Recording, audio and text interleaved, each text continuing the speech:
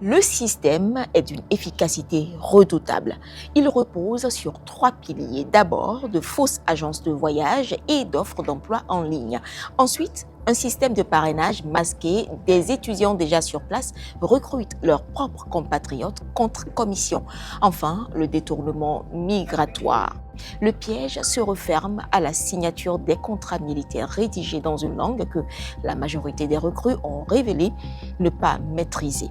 À ce stade, ils ne sont plus des étudiants ou des travailleurs, ils deviennent des soldats de fortune.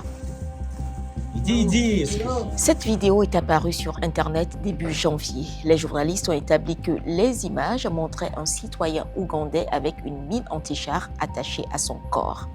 Au Kenya, les services de renseignement alertent sur une menace pour la sécurité nationale. Plus de 1000 Kenyans combattraient actuellement pour Moscou. Les familles, elles, demandent publiquement des comptes. En Afrique du Sud, le président Cyril Ramaphosa est monté au créneau le 10 février dernier et a annoncé avoir discuté avec le président russe du rapatriement de ses ressortissants du pays. Togo, Cameroun, Ghana, Égypte, la liste des pays africains qui en sont victimes n'est pas exhaustive. On leur promet le plus souvent des emplois en Russie comme chauffeur ou électricien avec un salaire allant de 1000 à 3000 $ par mois.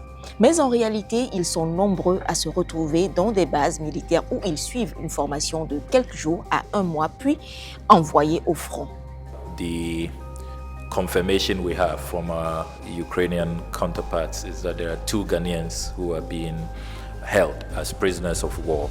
But in the case of Ghana, I do not think that this is pervasive or that we have high numbers because we have been very proactive in carrying out public education, sensitizing the public in Ghana that they should not fall for these modus operandi of the criminal trafficking network. Cette stratégie dépasse l'Afrique. Les victimes sont aussi en Asie ou en Amérique du Sud.